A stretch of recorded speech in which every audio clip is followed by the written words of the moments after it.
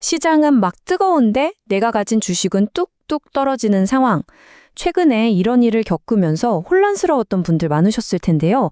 특히 흥하해운이 그랬죠.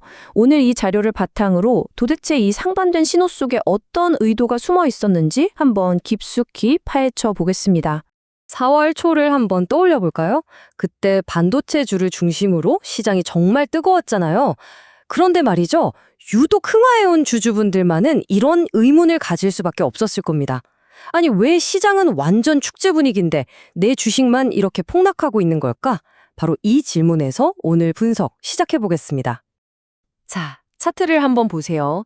주가가 4,795원 고점을 딱 찍고 나서 그냥 속수무책으로 무너져 내렸습니다. 오른쪽 호가창은 그 참담한 결과를 그대로 보여주고 있고요. 시장 전체의 환호성과는 정말 너무나도 다른 분위기죠. 바로 이 혼란스러운 상황이 문제의 시작이었습니다.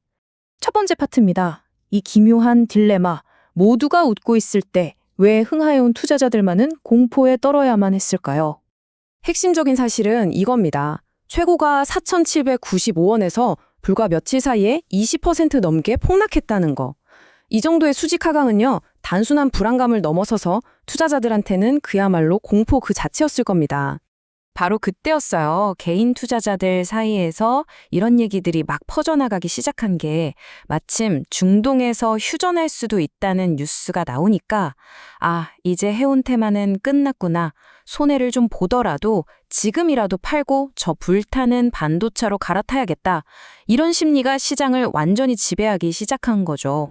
그런데요, 모두가 이젠 끝났다고 말할 때 데이터는 전혀 다른 이야기를 하고 있었습니다. 지금부터 그 데이터 속에 숨어있던 반전의 실마리를 한번 따라가 보시죠. 여기서 정말 흥미로운 모순점이 하나 발견됩니다. 개인 투자자들은 공포에 질려서 주식을 막 던지고 있었는데 그 물량을 아주 조용히 가만히 받아내고 있던 그룹이 있었다는 겁니다. 네, 바로 외국인 투자자들이었습니다. 와, 그 규모가 무려 286만 주. 이게 단 하루 오전에 외국인들이 순수하게 사들인 물량입니다. 모두가 패닉에 빠진 상황과는 전혀 어울리지 않는 정말 압도적인 규모의 매수세였던 거죠. 이게 그냥 추측이 아닙니다. 실제 거래 데이터를 보면 아주 명확하게 드러나거든요. 개인 투자자들이 던지는 매도 물량이 쏟아져 나올 때 외국인 창구에서 그 물량을 아주 싼 가격에 전부 다 흡수해버리는 흐름이 그대로 기록되어 있어요. 개인의 파란색 매도 숫자가 외국인의 빨간색 매수 숫자로 고스란히 옮겨간 셈이죠. 자, 그럼 여기서 우리는 아주 근본적인 질문에 부딪히게 됩니다. 만약에 정말로 해운 테마가 끝난 거라면 이 거대 자본은 대체 왜 이렇게 엄청난 양의 주식을 공포 속에서 사들였을까요? 이 기묘한 현상, 어떻게 설명해야 할까요? 이제부터 자료가 제시하는 핵심 논리를 한번 살펴보겠습니다. 그들이 단기적인 뉴스 너머에서 봤던 진짜 동력은 과연 뭐였을까요? 먼저 흥하해운은 우리가 흔히 생각하는 그런 일반 컨테이너선 회사가 아니에요. 액체화학 물질을 전문적으로 운송하는 케미컬 탱커 시장에 특화된 회사고 아시아 시장에서는 아주 중요한 플레이어 중 하나입니다. 바로 이 지점에서 자료의 핵심 주장이 나옵니다. 이 모든 움직임은 일시적인 전쟁 테마 같은 게 아니라는 거죠. 그것보다 훨씬 더 크고 구조적인 변화, 바로 글로벌 물류 대란이라는 이 패러다임 자체를 보고 들어온 거라는 분석입니다. 그래서 자료는 45일 휴전 같은 뉴스는 본질이 아니라고 딱 잘라 말합니다. 왜냐? 이미 글로벌 공급망은 무너졌고 배들은 수만 킬로미터를 더 돌아가는 희망봉 항로로 다니고 있거든요. 자연스럽게 배가 부족해지는 사태는 현실이 됐고요.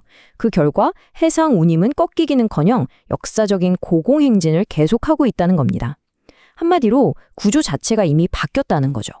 자, 이 거대한 배경을 이해하고 나면 최근의 주가 하락이 전혀 다르게 보이기 시작합니다. 자료는 이걸 단순한 조정이 아니라 개인들의 물량을 뺏기 위한 고도로 계산된 함정, 바로 흔들기라고 분석하고 있습니다.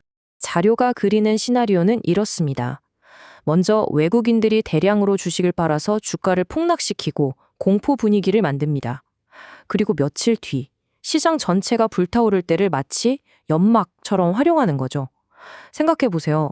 다른 주식은 다 날아가는데 내 주식만 멈춰 있거나 떨어지면 개인 투자자들의 불안감과 소외하면 극이 달하겠죠. 결국 그 심리적 압박을 못 이기고 던지는 물량을 그들이 아주 싼 가격에 전부 걷어들였다는 분석입니다. 이 모든 과정을 자료는 딱 한 문장으로 정의합니다. 이것은 추세의 멸망이 아닌 악성 매물을 강탈하는 고도화된 흔들기다.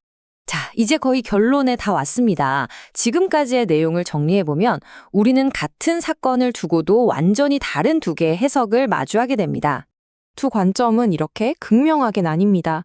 겉으로 보기에는 전쟁 테마가 끝나면서 추세가 무너진 것처럼 보이죠. 그럼 손절이 답인 상황이고요. 하지만 자료의 분석은 완전히 반대입니다. 이건 2차 상승을 위해 싼 물량을 뺏으려는 아주 정교하게 설계된 함정이라는 거죠. 그래서 이 자료의 최종 결론은 명확합니다. 최근의 가격 하락은 이야기의 끝이 아니라 오히려 훨씬 더 큰 파동을 만들기 위해 에너지를 꽉 응축하는 그런 필수적인 과정이었다는 겁니다.